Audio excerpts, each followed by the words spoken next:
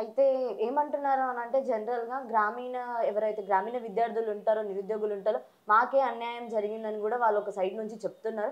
మరి అది ఎంత వరకు కరెక్ట్ అండి మరి? అదే ఇప్పుడు నేను చెప్పేది అదే. ఇదేంటంటే జియో 46 కేవలం ఇక్కడ సిటీ వాళ్ళకు మాత్రమే దానివల్ల ఉపయోగం ఉంటుంది. ఇప్పుడు వేరే జిల్లా వరంగల్ జిల్లా అతను వరంగల్ జిల్లా అతను టీఎస్ఎస్‌పీ గనుక ఆయన వచ్చి ఇక్కడ పోటీ చేయాలంటే వాళ్ళకు వీళ్ళకి 50 మార్కుల తేడాతోని వాళ్ళు కాంపిటీషన్‌లో నుంచి తొలగిపోతారు వాళ్ళు. 50 మార్కులు ఎక్కువున్నా కూడా జాబ్ రావట్లే. సో ఇది మాకు జరిగే అన్యాయం అని వాళ్ళు చెప్తున్నారు. అది వాస్తవమే. ఇప్పుడు స్టేటస్ ఏంటంటే నోటిఫికేషన్‌లో వీళ్ళు ఏం చేస్తారంటే ఇవన్నీ బైలాస్ ఇస్తారు. నోటిఫికేషన్‌లో అన్ని పాయింట్ వైస్‌గా ఇస్తారు. ఆ నోటిఫికేషన్‌లో టీఎస్ఎల్‌పీఆర్ బోర్డేమో నోటిఫికేషన్ ఆల్రెడీ మేము ఇచ్చేసినాం. నోటిఫికేషన్‌లో మేము ఆల్రెడీ ఇచ్చేసినాం. కాబట్టి ఇప్పుడు దాని మీద మేము ఏం చేయడానికి లేదు. ఈ పిల్లలు కేవలం సెలెక్ట్ కాలేదు కాబట్టే ఈ 46 జియోని వీళ్ళు పైకి లేపి దీని మీద వీళ్ళు ఇష్యూ చేస్తున్నారు అనే విధంగా బోర్డు మాట్లాడుతుంది. పిల్లలు అడిగే దాంట్లో కూడా కరెక్టే, వీళ్ళు అడిగే దాంట్లో న్యాయం ఉంది. కానీ వాళ్ళు ఏంటంటే ఇన్ టైంలో నోటిఫికేషన్ వచ్చినప్పుడు దీని మీద రెస్పాండ్ అయి ఉంటే ఇంకా బాగా దీని ఇంపాక్ట్ ఉండేది. అప్పుడే ఈ రిజల్ట్ రావడము ఇవన్నీ కాకముందే చేసి ఉంటే ఇంకా ఇంపాక్ట్ బాగుండేదని చెప్పి నిపుణులు అనుకుంటున్నారు. అండ్ వన్ మోర్ థింగ్ మీరు ఇందాక అన్నారు కదా సార్, జస్ట్ మీరు అంటే ఒక గైడెన్స్ అయితే ఇస్తారని చెప్పారు కదా నోటిఫికేషన్‌లో. ఆ ఇచ్చిన టైంలో జస్ట్ ఒక లైన్‌లో మాత్రమే జియో 46 గురించి మెన్షన్ చేశారని కూడా వాళ్ళు చెప్తున్నారనమాట. ఎట్లా అనంటే స్టూడెంట్స్ గాని లేకపోతే మీకు చూపిస్తాం మేడం అని చెప్పి కూడా వాళ్ళు నాతో మాట్లాడారు ప్రీవియస్‌గా నేను మాట్లాడినప్పుడు. వాళ్ళందరూ ఒకటే అంటున్నారు. జస్ట్ ఒక లైన్‌లో చెప్పారు. అంతే కాకుండా ఆయన ఒక టీసాట్ ఒక ఛానెల్‌కి ఆయన వెళ్లి కూర్చొని గంటలు గంటలు మాట్లాడినప్పుడు కూడా ఇది ఇలా ఇంప్లిమెంట్ చేస్తున్నామని చెప్పి ఆయన ఎక్కడ మెన్షన్ చేయలేదు. ఇది కావాలని ఒకటి తీసుకొచ్చి మరి చేస్తున్నారు. ఎందుకనంటే వివి శ్రీనివాస్ అతను ఎవరైతే ఉన్నారో ఆ బోర్డ్ చైర్పర్సన్ ఆయన అనేటోడు ఆంధ్ర నుంచి వచ్చిండు కాబట్టి ఇప్పుడు ఆయన ఇక్కడ కూడా హైదరాబాద్‌లో ఆల్మోస్ట్ అందరూ సెటిలర్సే ఉంటారు. అది వేరే స్టేట్స్ నుంచి వచ్చిన సెటిలర్సే ఉంటారు. వాళ్ళకి అది ప్రాఫిట్ అయితుంది కానీ మాకు ప్రాఫిట్ అవ్వట్లేదు. అతను కూడా ఆంధ్ర నుంచి కాబట్టి మా జీవితాలతో ఇట్లా ఆడుకుంటున్నారా అనైతే ఒకటి స్టూడెంట్ సైడ్ నుంచి వచ్చింది. మరి ఇది ఏంటి? వాళ్ళు అంటున్న వరకు ఎంతవరకు కరెక్ట్ అంటారు సార్?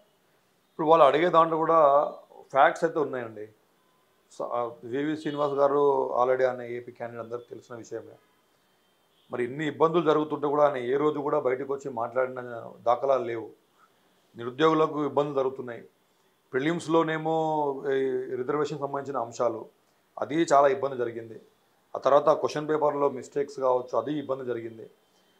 అంటే ఇవన్నీ ఏది జరుగుతున్నా కూడా లాస్ట్ టైం కూడా ఆర్ఎఫ్ఐడి 2018లో కూడా ఆర్ఎఫ్ఐడి ఇబ్బందులు జరిగినప్పుడు అప్పుడు కూడా రెస్పాండ్ కాలేదు. అంటే ఒక బోర్డు ఉన్నప్పుడు ఆస్పిరెంట్స్కి ఏమైనా డౌట్లు ఉంటే ఏమైనా క్లారిఫికేషన్స్ అడిగినప్పుడు తప్పిదాలు ఏమైనా జరిగినప్పుడు ఏకంగా పేపరే లీక్ అయింది లాస్ట్ టైం. డైరెక్ట్గా వేరే వాళ్ళకు మార్కులు వేసి కలిపేసి వాళ్ళ మీద కేసులు బుక్ అయినాయి. ఆల్రెడీ వాళ్ళు జైలు కూడా పోయారు. అంటే రన్నింగ్ చేయని కూడా రన్నింగ్ బాగా మెరిట్లు వేసేసారు. ఇన్ని తప్పిదాలు జరుగుతున్నప్పుడు ఆయన బాధ్యత తీసుకోవాల్సిన అవసరం ఉంటుంది యాక్చువల్గా. కానీ బోర్డు చైర్మన్గా ఉండి అతను బాధ్యత ఎప్పుడు కూడా తీసుకోలేదు, టు బీ ఫ్రాంక్ చెప్పాలంటే.